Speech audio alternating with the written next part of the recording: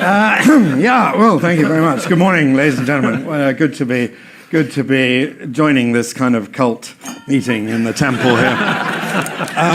So if that was... We're having the sacrificial dinner tonight. Yeah. Rather than start with Nouriel Roubini, let me start with the great 1960s comedian Bob Newhart. Anyone remember him? And his sketch about Sir Walter Raleigh bringing back the first consignment of tobacco, and he's speaking to someone who sponsored his voyage. He's saying, you do what with it, Walt? You roll it up, and then what do you do with it after you roll it up? What, do you stick it in your ear?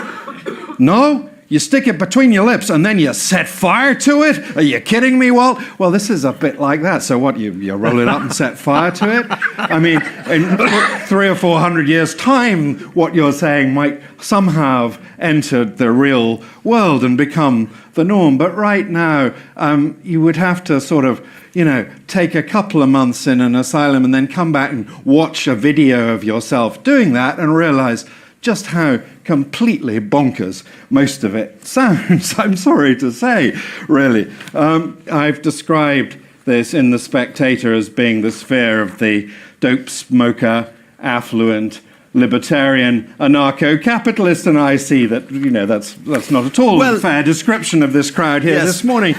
But, it do I get to respond today? It is, yes, you do in a moment, but let me just get to the end of a paragraph here. You will, Saif, I promise.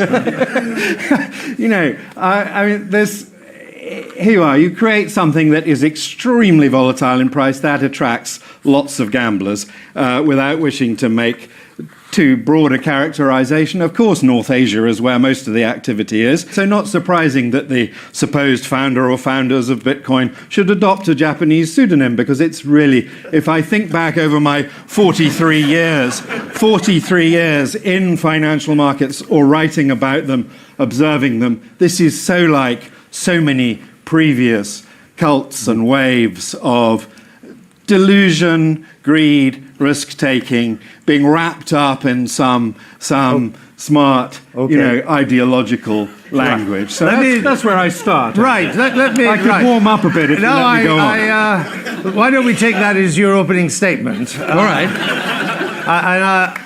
I don't want to run to a rash conclusion, but I get the feeling you may not be entirely in favour of it. But let me get a general reaction from you to what you've heard. I think this is just simple no-coiner confusion. The guy hasn't read anything beyond what Nouriel Roubini rambles on the internet, and so he. No, I read your book. Clearly you haven't. I should have tried reading the Turkish edition, really, but I did read it. All right. Clearly you would have understood equally as much. But the point is this. He mistakes the Bitcoin protocol for the Bitcoin exchanges. And this is as silly as thinking that if your dollars get stolen from your pocket, then the US Federal Reserve has been compromised. And, for all of your racist stereotyping of Japanese, putting that aside for a minute, it's a global phenomenon where people all over the world are getting into this kind of thing. And the reason is because there's profit to be made from this, because we're witnessing the monetization of an asset. In 10 years, it's gone from zero to more than $100 billion. That's going to be volatile. A lot of money is going to be made on the rises and on the losses, and that's natural. But of course, as a high-time preference Keynesian, he cannot understand the idea that people might talk about something, not about the next quarterly earnings or the next interest rate meeting. So, as long as I can't deliver this Bitcoin standard to him completely operational and functional within the next, say, 5 weeks or so, then this is maybe in 300-400 years or something like that. Likely it won't be during your lifetime where the world gets rid of all of these currencies, but you know what? Many of us will still be around, and we will have to deal with the consequences of what your monetary system and your overindulgent 20th century excess of credit and war and garbage has left us as a society. By God, we're going to clean it up. So, well, this is going well, isn't it? This is making the Brexit debate sound almost civilized.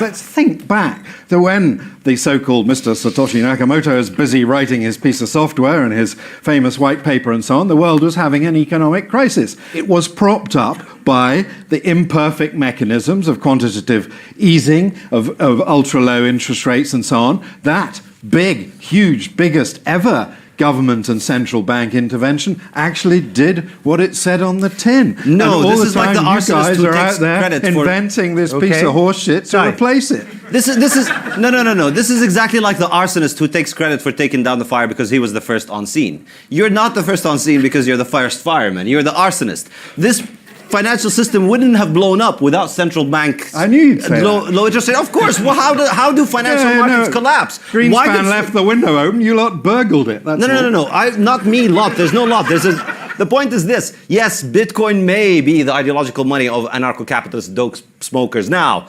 But the point is that government bureaucrats and coke-headed bankers and their little bureaucrats in the Bank of England now face competition, okay? They had gotten away with many decades, maybe even centuries, of just using their monopoly position and the role of governments used to monopoly of force to enforce their monopoly of money. Now we have a serious competitor. Tell us about the fork that created Bitcoin Cash. I mean, that's a whole other layer of Bitcoin, isn't it? That just some of you people decided you wanted more Bitcoin to play with, so you created some more, and then you call that a fork, and you say original Bitcoin, that's still pure. No. Bitcoin Cash and all the other altcoins are an IQ test. And basically, if you fall for them, you've failed. So your position is, because there are plenty of other cryptocurrencies around, you don't like them. I think your position is that it's my way or the highway. It's Bitcoin or shitcoin. Precisely. Yes. Thank you. Right. Yes. The way that I would put it is Bitcoin has a chance of succeeding. None of the others do. Bitcoin is the first money that we've ever invented that is harder than gold, which is why I find it immensely interesting. Even if it fails, I think it's an astonishing economic experiment. And you don't fear that Bitcoin, as you describe it, as this only hard currency, will simply be overwhelmed by the growth of hundreds, thousands of alt currencies, because that's where the money's to be made. It'd be fine for wacko academics like you to stay glued to the original immaculate conception of Bitcoin, but all these guys out here just want to make money. That's so true. They want the things that are even more volatile. No, that's an excellent They want to question. be in on the ICO scam. That's an excellent question, but you see, we live in an easy money environment because it's easy to get loans. You can borrow money to buy a goddamn TV.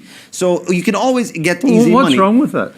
What's wrong with that is that, nothing is wrong with that as long as you find somebody to lend you the money. Sure. But when the bank creates the money out of thin air, then it forces everybody who uses that currency to finance your TV. But the growth of debt and the ability of people to borrow has resulted in a massive increase in global living standards. The growth in prosperity and the reduction in poverty around the world has come about not because the central banks of the world have printed more money, otherwise Venezuela would be the richest country in the world today.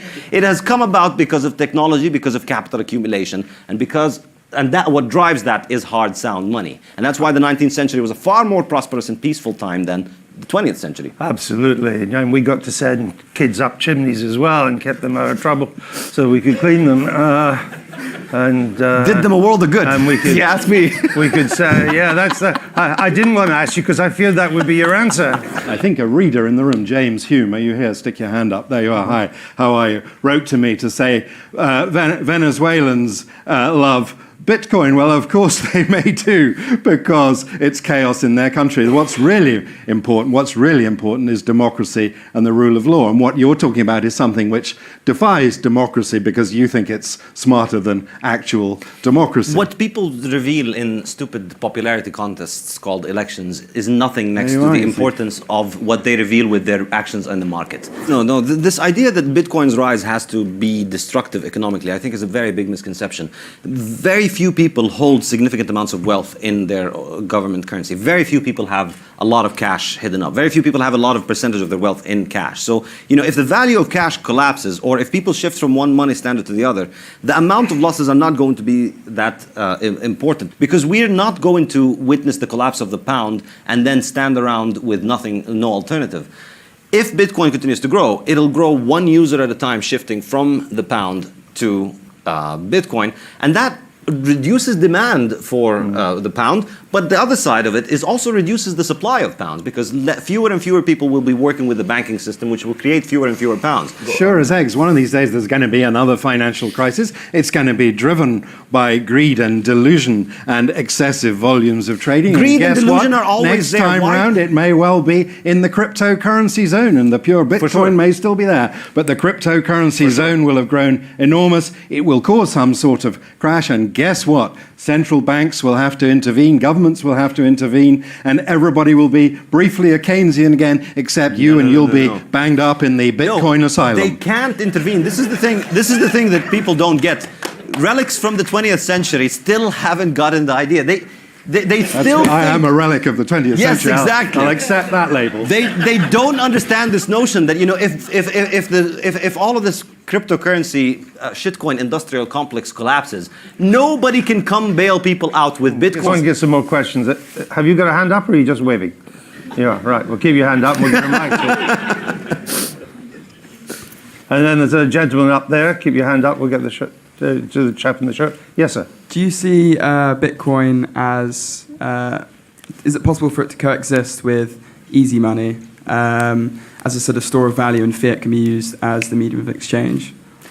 They could coexist in the short run, and by short run in my book, that's 50, 100, 150 years or so. But I think in the long run, I can't see how any other currency will hold demand, will hold value when it's useless as a store of value for demand. I mean, the only thing that gives currency value is the fact that people want to hold it in cash balances. That's what gives it value. The fact that you want to go to bed tonight with this cash in your pocket so that tomorrow you can buy it for whatever you want. But as long as we have Venezuelas and Zimbabwe's and Turkeys and Argentinas and all of these countries destroying their currencies, as long as we have the IMF and the World Bank advising these countries on how to destroy their currencies in a sustainable manner so that they continue doing it and milking them of debt money over time, as long as we have that, Bitcoin demand is just going to continue to rise. That's how I see it. We're witnessing a genuine grassroots alternative to central banking emerging. That's why the subtitle of my book is The Decentralized Alternative to Central Banking. But and yes, it is volatile, but it works, and it doesn't have Keynesians in charge of it. It's so volatile that you simply can't imagine it as a reserve asset. What sensible institution would hold a thing that goes to $20,000 and down to $6,000? We're still at the very early stages of it. It took a lot of time to build the current monetary system. It's going to take a lot of time with Bitcoin. Effectively, what's happening is all of these second layer solutions are going to be developed on top of Bitcoin over time, and that's just going to lead to more and more payments in Bitcoin being settled on the second layer rather than on the first layer. And that's how Bitcoin can scale.